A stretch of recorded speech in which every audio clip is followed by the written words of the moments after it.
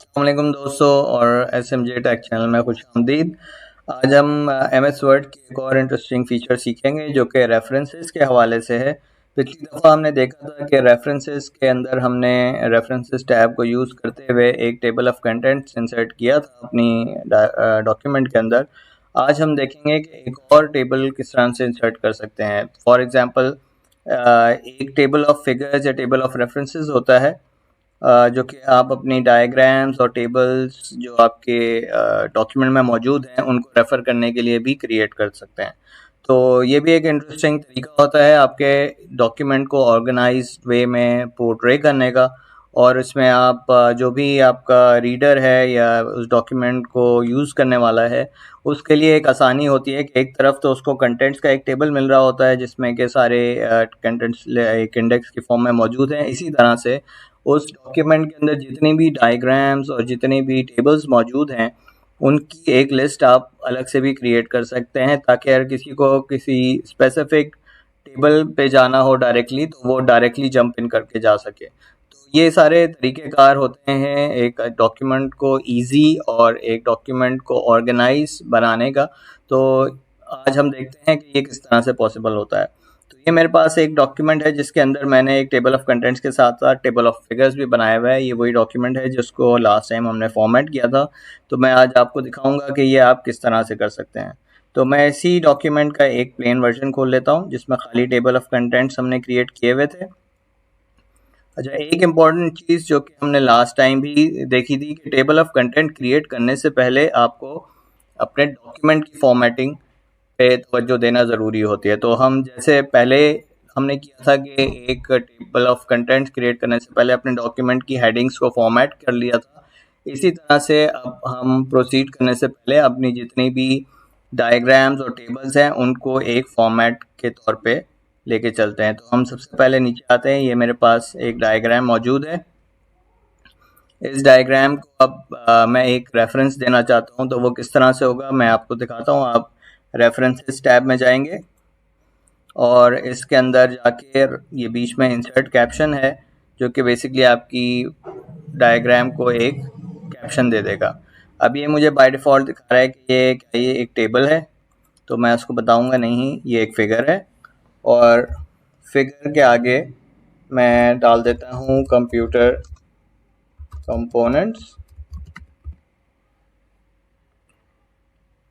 और ये मैंने इसको पहले ही बता दिया कि ये फिगर है और इसके साथ मैं इसकी पोजीशन मेंशन कर देता हूँ कि ये जो ऊपर कैप्शन है, कैप्शन कहते हैं जो भी आपका किसी डायग्राम को आप कोई एक डिस्क्रिप्शन देते हैं उसको कैप्शन कहते हैं। डायग्राम हो गई या टेबल हो गया तो उसको मैं कहाँ डिस्प्ले कराना चाहता हूँ तो मैंने उसको बता दिया कि ये आप बिल्कुल डायग्राम के नीचे डिस्प्ले करा दें। ये इसने मैंने जैसे ही ओके किया यहाँ पे दिखा दिया और ये बाय डिफ़ॉल्ट लेफ़्ट अलाइन होता है तो मैं इसको सेंटर लाइन कर देता हूँ। ये आपकी प्रेफरेंसेस के ऊपर होता है। मुझे मेरे लिए एक बेहतर तरीका ये लगता है कि आपकी डायग्राम के मिड में ये चीज़ सामने दिख रही हो तो इसलिए मैं इसको दिखा देता हूँ। अच्छा, नेक्स्ट मेरे पास एक आता है टेबल मेरे डॉक्यूमेंट का। तो मैंने ये जो क्रॉस हेयर बना हुआ रहा था इसको सिलेक्ट किया तो इसने पूरे टेबल को सिलेक्ट कर लिया। अब जिस तरह लास्ट मैंने आपको दिखाया था कि मैं रेफरेंसेस की टैब से जाके सेलेक्ट किया था, एक और तरीका इसका ऑल्टरनेट ये है कि मैं यहाँ क्रॉस हेयर पे आके राइट माउस क्लिक करूँगा और इंसर्ट कैप्शन का जो मेरे पास ऑप्शन मौजूद है यहाँ पे ऐड कर दूंगा तो ये मुझे वहीं लेके आ जाएगा। अब मैंने लास्ट टाइम फिगर सेलेक्ट की हुई थी तो इसलिए इसने दफ़ा फिगर ही दिखाया। मैं इसको बताता हूँ कि ये एक टेबल है तो इसने बाय डिफ़ॉल्ट इसको 1 से स्टार्ट किया, अज्यूमिंग कि इससे पहले कोई टेबल नहीं है क्योंकि मैंने कोई कैप्शन नहीं दिया हुआ इससे पहले किसी टेबल का। तो वर्ड ने इसको ऑटोमेटिकली फर्स्ट टेबल के तौर पे उठा लिया और मैं इसका नाम दे देता हूँ इनपुट डिवाइसेस। और इसमें भी मैं अबव और बिलो सेलेक्ट कर सकता हूँ। तो लेट्स से कि मैं टेबल्स के लिए अबव सेलेक्ट कर लेता हूँ और ओके कर देता हूँ तो इसने टेबल के ऊपर ये दिखा दिया। इसी तरह अब हम नेक्स्ट आगे चलते हैं। ये एक और टेबल आ गया मेरे पास। अब मैं इसको पहले वाले तरीके से ट्राई कर लेता हूँ। रेफरेंसेस में जाके इंसर्ट कैप्शन किया और इसने भी लास्ट मेरी प्रेफरेंस होती है सेलेक्टेड, वो उसी के लिहाज से दिखाता है। अब इस दफ़ा इसने मुझे टेबल दिखा दिया और मैंने इसको बता दिया ये आउटपुट डिवाइसेस का टेबल है। यहाँ पे भी मैंने अबव दे दिया और ओके कर दिया। मेरी यूजुअल प्रेफरेंस होती है कि मैं नीचे दूँ, लेकिन यह है कि कैप्शन, और लेकिन यहाँ पे मैं ऊपर डिफ़ाइन कर देता हूँ टेबल के। यहाँ पे जिस तरह से आप देख सकते हैं ये एक टेबल पिछली इसमें हमने बनाया हुआ था, तो इसमें ऑलरेडी मौजूद था, तो मैं इसकी भी प्रेफरेंसेस वो कर देता हूँ।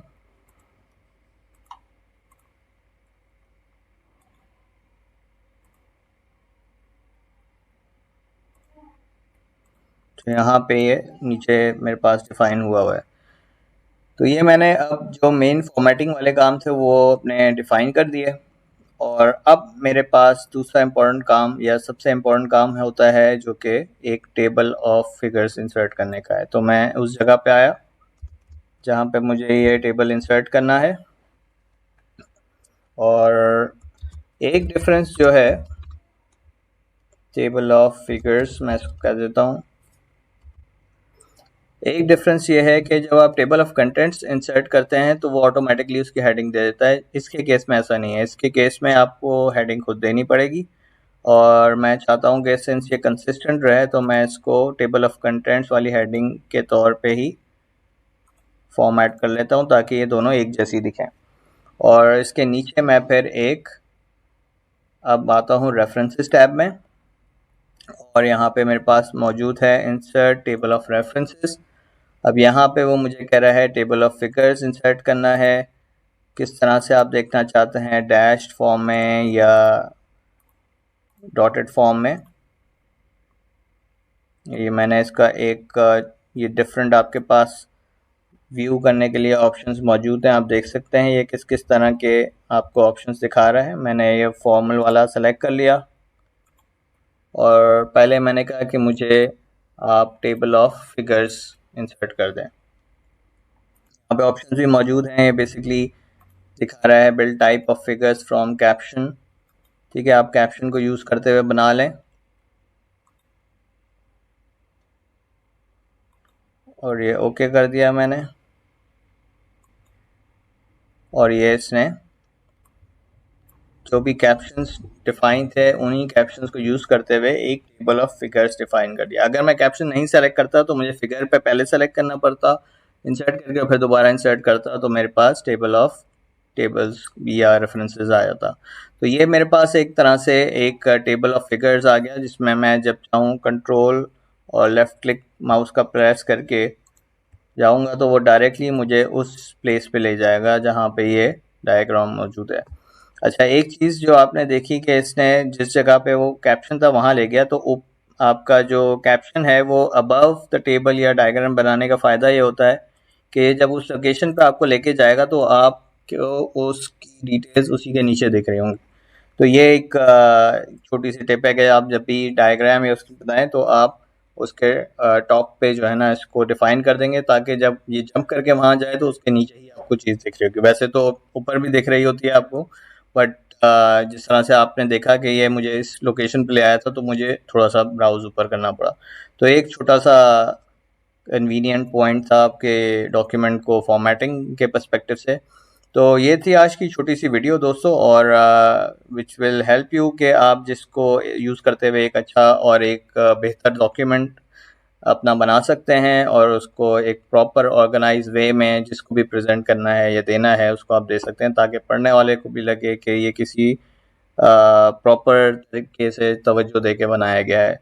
तो आई होप ये वीडियो आपको पसंद आई होगी, तो आप ज़रूर लाइक कीजिएगा और चैनल पे सब्सक्राइब ज़रूर रहिएगा, क्योंकि इस तरह की नई वीडियोस आपको तभी पता लगती रहेंगी जब मैं आप चैनल से सब्सक्राइब होंगे तो आपको उसकी नोटिफिकेशन आ जाएगी। अपना बहुत ख्याल रखिएगा। अगली वीडियो तक के लिए अल्लाह हाफ़िज़।